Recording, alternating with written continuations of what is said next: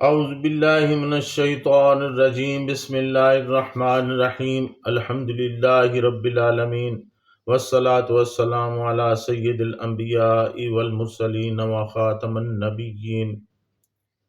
اللہم صلی علی من روحہ محراب الارواح والملائکۃ والکون۔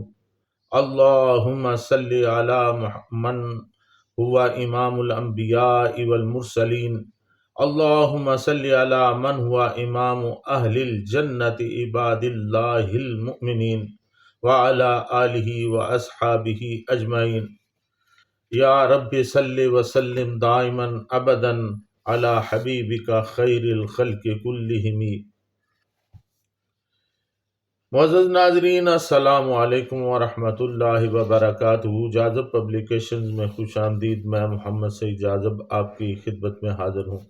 تعلیم القرآن کا سلسلہ جاری ہے اور میں آپ کی خدمت میں سورۃ النساء کی تفصیلات و تشریحات کے ساتھ حاضر ہوں۔ آج کی نشست میں سورۃ النساء کی آیت نمبر 44 اور 45 شامل ہیں۔ ارشاد باری تعالی ہے، الم تر الی الذین اوتوا نصیبا من الکتاب یشترون الضلالۃ ویریدون ان تضلوا السبیل واللہ اعلم باعدائکم وکفی باللہ ولیا وکفی باللہ نصیرا۔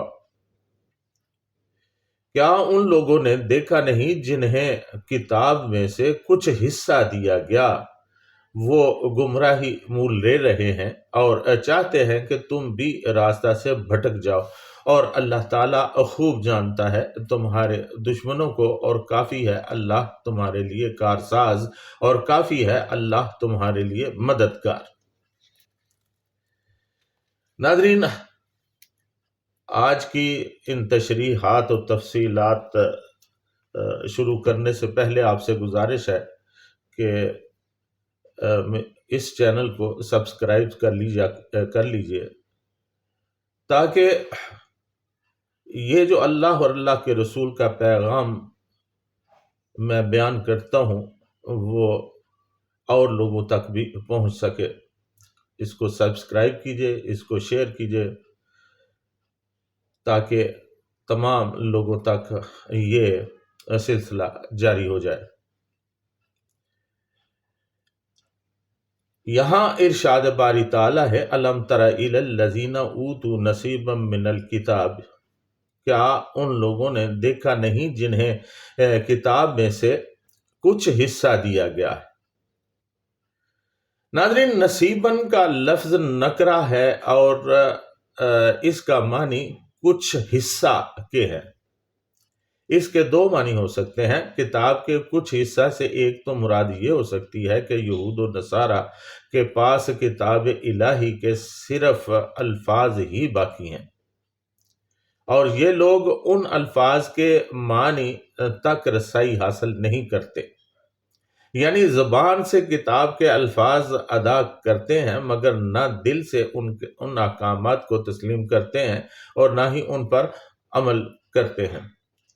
یہ بہت بڑی گمراہی ہے کہ کسی چیز پر بظاہر ایمان ہو مگر عملی طور پر اس کی مخالفت کی جائے۔ ناظرین، یہ بیماری اب اہل کتاب سے نکل کر مسلمانوں میں بھی پھیل چکی ہے۔ مسلمانوں کی حالت بھی کچھ ایسی ہی ہے۔ وہ قرآن کے الفاظ تو تلاوت کرتے ہیں مگر نہ تو ان الفاظ کے معنی جانتے ہیں اور نہ ہی ان کے احکامات پر عمل کرتے ہیں۔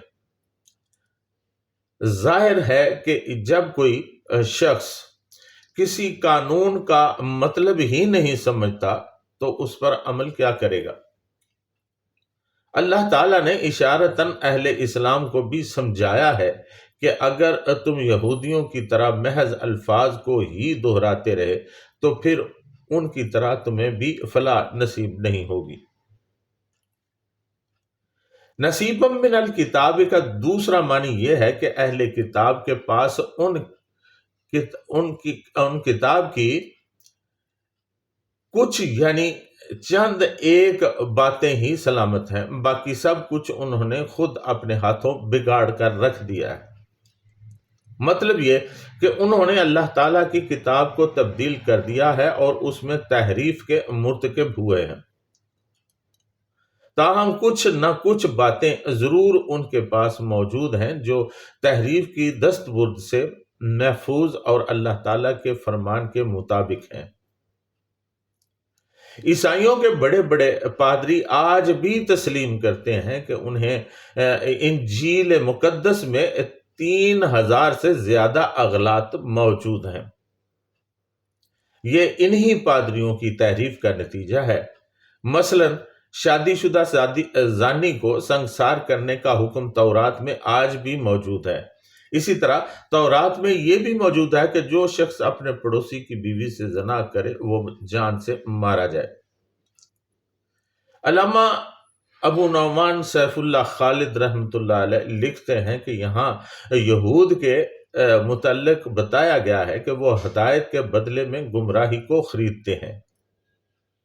اللہ تعالیٰ نے اپنے رسول صلی اللہ علیہ وسلم پر جو نازل فرمایا ہے وہ یہود اس سے اعراض کرتے ہیں، اور سابقہ انبیاء علیہم السلام کی طرف سے ان کے پاس رسول اللہ صلی اللہ علیہ وسلم کے لیے جو علم ہے اسے چھپاتے ہیں تاکہ دنیا کے سامان میں سے تھوڑا سا حاصل کر سکیں، اور چاہتے ہیں کہ اے مومنو تم بھی اس چیز کے ساتھ کفر کرو جو نبی آخر الزمان صلی اللہ علیہ وسلم پر نازل ہوئی، اور تم پر بھی اس ہدایت اور علم نافع کو ترک کر دو جس سے تم کو نوازا گیا ہے۔ اس طرح اللہ تعالیٰ مسلمانوں کو ان دشمنوں سے بچنے کی تلقین فرماتا ہے۔ یشترون الضلالۃ ویریدون ان تضلوا السبیل، وہ گمراہی مول لے رہے ہیں اور چاہتے ہیں کہ تم بھی راستہ سے بھٹک جاؤ۔ اللہ تعالیٰ نے اہل ایمان کو خبردار کیا ہے کہ اہل کتاب کے مکروہ عزائم سے ہوشیار رہیں تاکہ وہ تمہیں بھی گمراہ نہ کر سکیں۔ وہ تمہیں صراط مستقیم پر گامزن نہیں دیکھنا چاہتے۔ اسی صورت کی آیت نمبر 27 میں پہلے بھی ان کی اس کبھی حرکت کا تذکرہ گزر چکا ہے، یعنی وہ خواہشات کے پجاری تمہیں اصل راستے سے دور لے جانا چاہتے ہیں، لہٰذا ان کی مکاریوں سے خبردار رہیں۔ اہل ایمان کو گمراہ کرنے کے لیے،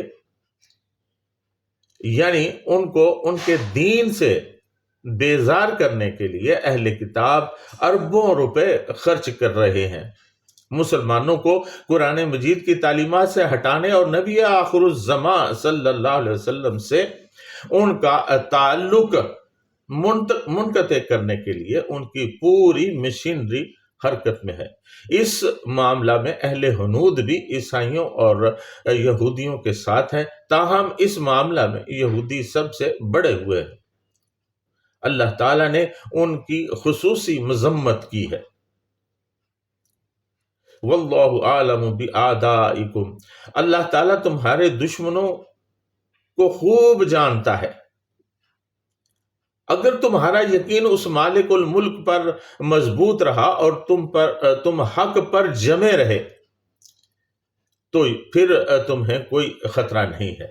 وَكَفَى بِاللَّهِ وَلِيًّا وَكَفَى بِاللَّهِ نَصِيرًا، اللہ تعالیٰ تمہارے لیے کافی ہے جو کار ساز ہے، اور اللہ تعالیٰ تمہاری مدد کرنے کے لیے بھی کافی ہے۔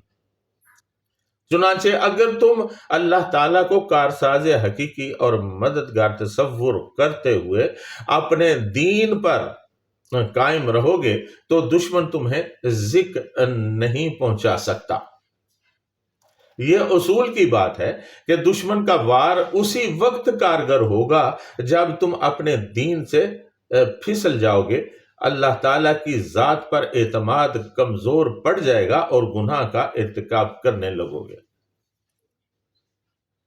ناظرین، آج کے حالات ہمارے ملک پاکستان میں خاص طور سے حالات کو دیکھا جائے تو یہود و نصارہ کا غلبہ نظر آتا ہے۔ یہود اپنے مشن میں تگ و دو کر رہے ہیں اور کسی حد تک کامیاب ہیں۔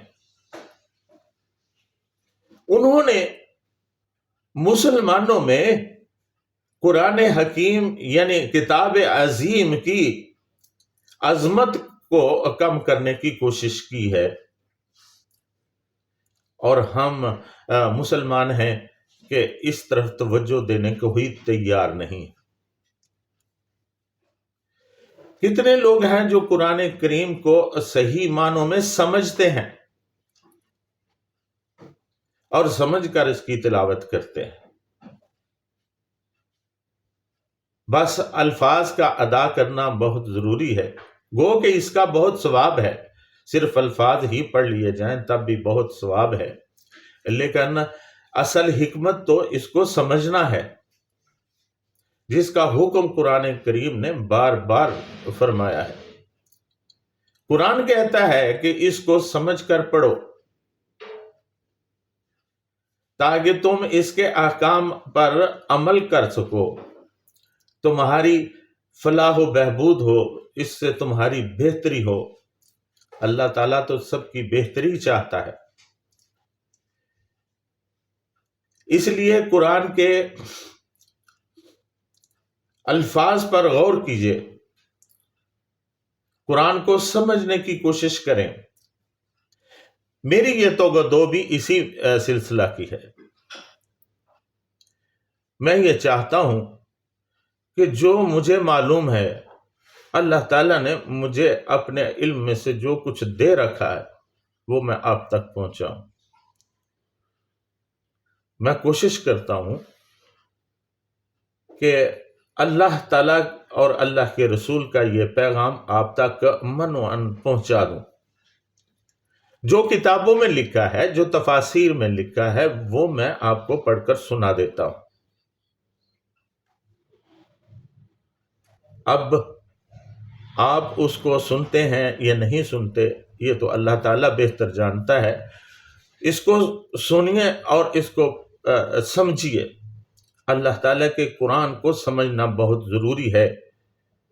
اپنے طور سے بھی کوشش کریں کہ قرآن کو جاننے کی کوشش کریں، تاکہ جو اللہ کا فرمان ہے اس کو آپ بخوبی پہچان پائیں۔